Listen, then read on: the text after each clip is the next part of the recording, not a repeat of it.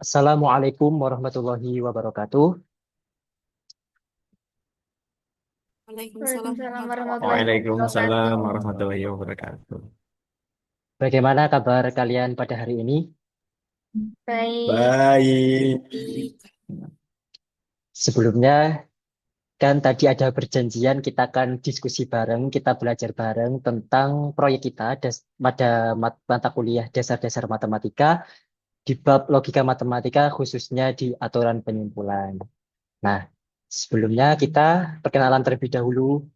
Kami dari kelompok satu dengan saya sendiri Ahmad Mukorobin dengan NIM 25040300064.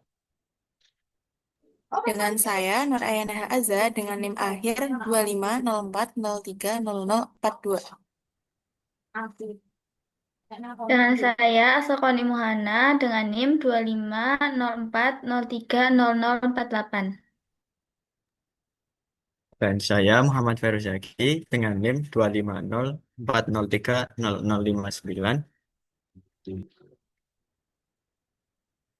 Nah, teman-teman, kita kan kemarin tadi kita menemukan soal dari referensi bukunya Pak Wolfgang Rattenberg, yaitu yang berjudul Concise Introduction to Mathematical Logic. Nah, soalnya itu gini, berbentuk bahasa Inggris. The government has a policy to improve economic welfare in society through microbusiness assistance. The policy states that if a family receives microbusiness assistance from the government, then the family will attend entrepreneurship training and also gain access to microcredit. If the family attends entrepreneurship training, then their business practice will improve. If the family's business practice improve, then their business productivity will increase. If the family gains access to microcredit, then they can increase their income through productive investment or working capital. If the family increase their income through productive investment or working capital, then their family income will rise. In addition, if the family business productivity increase or their family income rise, then their economic status will also improve. Based on the policy, it can be concluded that if a family receive micro business assistance from the government, then their economic status will improve. Nah, Nah, untuk teman-teman yang belum mengetahui bahasa Indonesianya atau terjemahannya, di sini ada terjemahannya. Cocok sekali untuk teman-teman yang tidak jago bahasa Inggris. Nah, saya akan membacakannya, yaitu terjemahan pemerintah memiliki kebijakan peningkatan kesejahteraan ekonomi masyarakat melalui bantuan usaha mikro. Aturan kebijakan tersebut menyatakan bahwa jika keluarga menerima bantuan usaha dari pemerintah, maka keluarga itu mengikuti pelatihan kewirausahaan dan memperoleh akses kredit mikro. Jika keluarga yang mengikuti pelatihan kewirausahaan, praktik usaha keluarga menjadi lebih baik. Keluarga menjadi lebih baik, maka produktivitas usaha meningkat.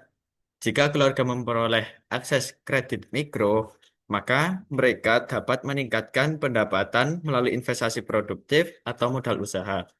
Jika keluarga dapat meningkatkan pendapatan melalui investasi produktif atau modal usaha, maka pendapatan keluarga akan meningkat.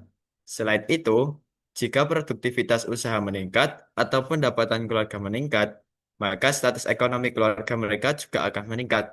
Berdasarkan kebijakan tersebut, dapat disimpulkan bahwa jika keluarga menerima bantuan dari usaha dari pemerintah, maka status ekonomi keluarga mereka akan meningkat.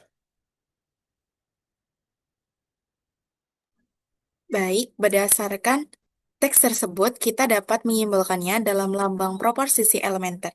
Pemerintahan memiliki kebijakan peningkatan kesejahteraan ekonomi masyarakat melalui bantuan usaha mikro. Aturan kebijakan tersebut menyatakan bahwa jika keluarga menerima bantuan usaha dari pemerintahan, yaitu P, maka keluarga itu mengikuti pelatihan kewirausahaan dan memperoleh akses kredit mikro, yaitu P dan R. Jika keluarga mengikuti pelatihan kewirausahaan, yaitu K, maka praktik usaha keluarga menjadi lebih baik, yaitu S. Jika praktik usaha keluarga menjadi lebih baik, yaitu S, maka produktivitas usaha meningkat atau V. Jika keluarga memperoleh akses kredit mikro atau R, maka mereka dapat meningkatkan pendapatan melalui investasi produktif atau modal usaha, yaitu T atau U. Jika keluarga dapat meningkatkan pendapatan melalui investasi produktif atau modal usaha, yaitu T atau U, maka pendapatan keluarga akan meningkat, yaitu W. Selain itu, jika produktivitas usaha meningkat atau pendapatan keluarga meningkat, yaitu V atau W, maka status ekonomi keluarga juga akan meningkat atau Z. Berdasarkan kebijakan tersebut, dapat disimpulkan bahwa jika keluarga menerima bantuan usaha dari pemerintahan atau P, maka status ekonomi keluarga akan meningkat atau Z.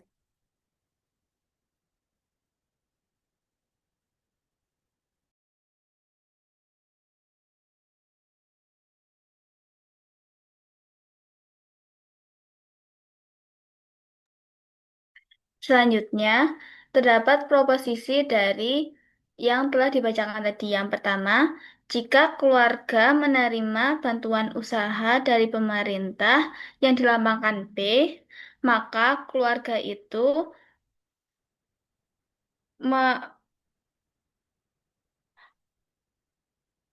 mengikuti pelatihan kewirausahaan yang dilambangkan Q dan memperoleh akses kredit mikro yang dilambangkan R dan dapat disimbolkan P maka Q dan R. Yang kedua, jika keluarga mengikuti pelatihan kewirausahaan dilambangkan Q, maka praktik usaha keluarga menjadi lebih baik dilambangkan S dan dapat disimbolkan Q maka S. Kemudian nomor 3, jika praktik usaha keluarga menjadi lebih baik dilambangkan S, maka produktivitas usaha meningkat dilambangkan V dan dapat disimbolkan S maka V. Nomor 4, jika keluarga memperoleh akses kredit mikro dilambangkan R, maka mereka dapat meningkatkan pendapatan melalui investasi produktif dilambangkan T atau modal usaha dilambangkan U.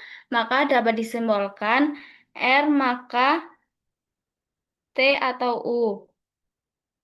Kemudian nomor 5, jika mereka dapat meningkatkan pendapatan melalui investasi produktif dilambangkan T atau modal usaha dilambangkan U, maka pendapatan keluarga akan meningkat dilambangkan W dan dapat disimbolkan T atau U maka W.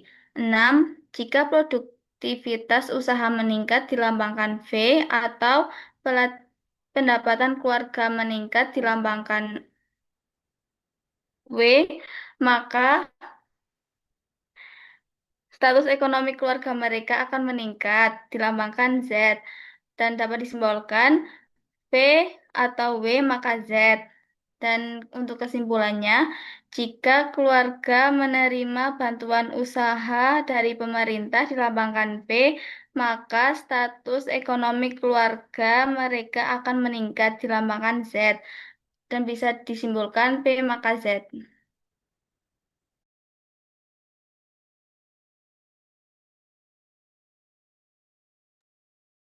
Selanjutnya yaitu dari soal tersebut kita dapat lambang proposisi elementer yang pertama P. Keluarga menerima bantuan usaha dari pemerintah. Yang Q, keluarga mengikuti pelatihan kewirausahaan. R, keluarga memperoleh akses kredit mikro. S, praktek usaha keluarga menjadi lebih baik. T, mereka dapat meningkatkan pendapatan melalui investasi produktif. U, modal usaha. V, produktivitas usaha meningkat. W, pendapatan keluarga akan meningkat. Z, status ekonomi keluarga mereka akan meningkat. Nah, teman-teman, dari soal tersebut kita mendapatkan 6 premis dan 1 kesimpulan. Ya, yang pertama itu kita dapat 1 premis. Yang pertama, P maka Q dan R. Yang premis 2, Q maka S. Yang ketiga, S maka V. Yang keempat, R maka T atau U. yang kelima T atau U maka W, yang keenam V atau W maka Z. Dan kesimpulan dari soal tersebut itu P maka Z. Untuk cara yang pertama, kita menggunakan aturan bukti bersyarat atau ABB. Nah, dari premis 1 sampai 6 dari premis 1 sampai 6 kita tulis terlebih dahulu P maka Q dan R, kemudian yang kedua Q maka S, yang ketiga S maka V, yang keenam R maka T atau U, yang kelima T atau U maka W, yang keenam V atau W maka Z. Kesimpulannya tadi kan P maka Z. Nah, untuk langkah selanjutnya kita mengasumsikan P terlebih dahulu. Nah, dari langkah selanjutnya yaitu dari premis 1 dan 7, P maka Q dan R, kemudian ada P, kita modus ponens akan menghasilkan Q dan R. Selanjutnya yaitu Q. Nah, Q ini dari mana? Kita simplikasikan dari premis yang ke-8, Q atau R ini kita simplikasikan, kita ambil salah satunya yaitu Q. Kemudian langkah 10 juga seperti nomor 9, itu kita simplikasikan terlebih dahulu dari pernyataan nomor 8.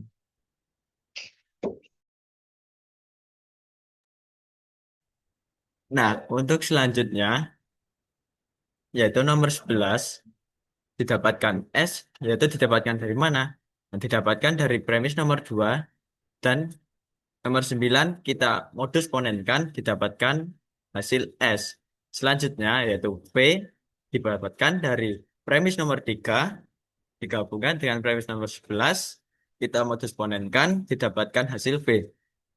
Nomor 13, premisnya didapatkan T atau U. Nah, didapatkan dari premis nomor 4 dan premis nomor 10, kita modus ponenkan, didapatkan hasil T atau U. Nomor 14, itu gabungan dari nomor 5 dan 13, kita modus ponenkan, didapatkan hasil W. Yang selanjutnya, yaitu nomor 15, R maka W, didapatkan dari nomor 4 dan 5, kita gabungkan dengan aturan silogisme, didapatkan R maka W. Yang nomor 16 yaitu V atau W, didapatkan dari premis nomor 12, kita lakukan adisi, didapatkan premis V atau W. Yang nomor 17 yaitu Z, didapatkan dari nomor 6 digabungkan dengan nomor 16, kita modus ponenkan, didapatkan hasil Z tersebut. Nah, dari nomor 7 tadi sampai nomor 17 ini, dari P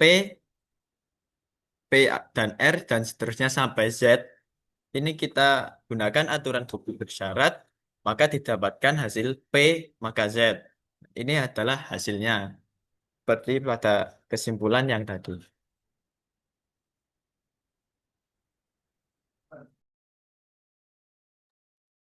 Nah, dari soal tadi kita juga menemukan ada cara kedua yaitu menggunakan bukti tak langsung atau BTL. Nah, langsung saja untuk langsung ke premis nomor 7. Untuk premis nomor 6 itu eh, karena menggunakan BTL, maka dari itu P maka Z ekuivalen dengan lingkaran P atau Z. Kemudian dihasilkan nomor 7 yaitu P dan lingkaran Z karena diasumsikan. Nah, P dan lingkaran Z ini ekuivalen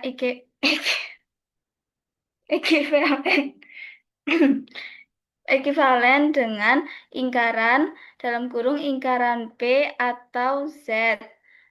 Nah, kemudian lanjut untuk nomor 8. Nah, itu simplikasi dari nomor 7 menghasilkan P. Kemudian nomor 9 itu adalah main lingkaran Z simplikasi dari 7 yaitu P dan lingkaran Z. Kemudian untuk nomor 10 Q dan R itu hasil dari modus polens dari nomor 1 dan 8.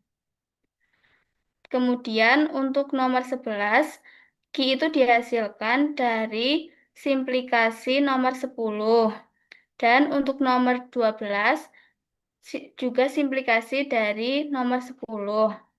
Kemudian untuk nomor 13, S didapat dari modus polens nomor 2 dan 11 yang menghasilkan V. Maaf Z. Kemudian nomor 14,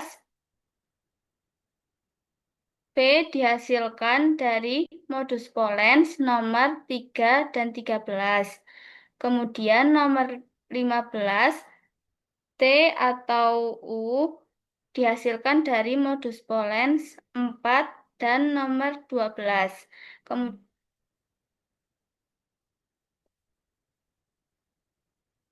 Untuk nomor untuk berikutnya yaitu kita adisi pada nomor 14 sehingga didapatkan V atau W. Habis itu kita modus polens kan nomor 6 dengan nomor 17 yaitu V atau W, maka Z dengan V atau W menghasilkan Z. Lalu kita konjungsikan nomor 9 dengan nomor 18 yaitu ingkaran dan Z dan ingkaran Z, di mana itu adalah kontradiksi. Lalu kita komplementkan nomor 7 yaitu dihasilkan ingkaran P dan ingkaran P, ingkaran dalam kurung P dan ingkaran Z. Dihasilkan implikasi 18 kita implikasikan dengan nomor 18 dihasilkan P maka Z. Nah, sebelumnya kan kita pernah belajar bahwa syarat BTL itu kan sesudah kontradiksi itu kan harus ada adisi dan destruktif silogisme atau DS. Nah, pada langkah 2011 ini kan tidak memenuhi, tapi juga terbukti. Nah, maka dari itu kita punya sanggahan lain, kita punya pengerjaan lain, yaitu sini. Nah, dari langkah 18 dulu lah. Ini kan Z. Ini diperoleh dari 6 sama 17 modus ponens, yaitu dari 6. Nah, V atau W maka Z dan juga V atau W. Nah, kita dapat kesimpulan Z. Kemudian dari langkah 19 ini kan dari pernyataan 9 sama 18. Di sini kan ada min Z sama Z. Nah, otomatis kan kalau dua pernyataan kan saling bertentangan, maka kontradiksi. Nah, sehabis kontradiksi kan harus ada adisi dan DS. Nah, di sini kita ambil salah satu Z, kita adisikan dengan P maka Z. Maka dari 20 sama 9 ini, Z atau P maka Z dengan ingkaran Z, kita mendapatkan kesimpulan yang terbukti bahwa P itu maka Z. Nah, maka dari itu sanggahan yang pertama itu kita kita adisi Z terlebih dahulu. Nah, Nah, untuk selanjutnya yaitu ada sanggahan yang lainnya. Kalau yang tadi disebutkan oleh rekan saya yaitu sanggahan yang pertama hampir sama dengan sanggahan yang kedua ini. Nah, perbedaannya terletak pada kalau yang sanggahan pertama tadi di poin 20 premisnya berupa Z atau P maka Z. Kalau yang sanggahan kedua yaitu premisnya berupa negasi Z atau min Z atau P maka Z. Nah, jadi teman-teman kalau ketemu soal seperti ini nanti bisa apa ya melakukan opsi mau milih bisa Z atau min Z. Negasi Z kita didapatkan dari mana? Kalau yang tadi didapatkan dari poin nomor 18, kalau yang ini dari poin nomor 9, yaitu 9 yang berupa negasi Z, kita adisikan menjadi negasi Z atau P maka Z. Poin selanjutnya yaitu kesimpulannya P maka Z didapatkan dari nomor 20 dan 18. Kita destruktif silogismekan. Kesimpulannya sama seperti sebelum-sebelumnya, P maka Z. Jadi nanti teman-teman kalau mau mengerjakan soal yang seperti ini, tinggal memilih mau pakai cara yang mana. Kalau enak yang sangat yang pertama ya, pilih yang pertama, yang kalau yang kedua, kedua. mungkin dari teman-teman ada beberapa sanggahan gitu, atau kita diskusikan mungkin ada yang kurang dari teman-teman. Sepertinya cukup karena sesuai dengan kaidah dari BTL sendiri itu kan harus adisi baru DS. Dan menurutku itu disruptif. Nah, baik, sebelum kita tutup, kita mengambil kesimpulan secara umum. Jadi soal tersebut kita dapat simpulkan bahwa kita bisa menggunakan versi yang pertama, yaitu dengan menggunakan ABB. Nah, ini dan terbukti. Dan yang kedua, kita menggunakan BTL, tapi secara yang pertama tadi kan kita menggunakan komplement sama implikasi. Nah, kan tidak sesuai dengan kaidah. Maka kita ada sedikit sanggahan dari pernyataan tersebut. Nah, yang pertama yang disampaikan oleh teman kita tadi, kita dari langkah 20 dan 21 ini kita ada sedikit perbedaan, tapi menghasilkan kesimpulan yang sama. Yang pertama Z kita adisi dari pernyataan 18. Kalau yang ini kita negasikan Z, kita adisikan juga dan kita menghasilkan kesimpulan yang sama, yaitu diperoleh dari destruktif silogisme atau DS. Maka cara soal tersebut kita menggunakan dua versi yang sama-sama terbukti. Maka soal tersebut bisa dikatakan sah dan juga terbukti dengan aturan bukti bersyarat atau ABB dan juga bukti tak langsung atau BTL. Mungkin dari kelompok kami, kelompok 1, kita cukup sekian. Bila mana dari awal sampai akhir kita terdapat salah kata maupun salah penjelasan, mohon saran dan kritiknya dan juga pembenarannya. Sekian dari kami, kelompok 1 dengan saya, Ahmad Mukorobin. Dengan Dan saya saya Muhammad Fairuz Zaki. Dan saya Dan Muhammad saya Fairuz Muhammad Zaki. Fairuz Zaki. dan saya Narayana Azah. Dan saya Sokoni Muhana. Kami dari kelompok 1 pamit undur diri, kurang lebihnya mohon maaf. Assalamualaikum warahmatullahi wabarakatuh.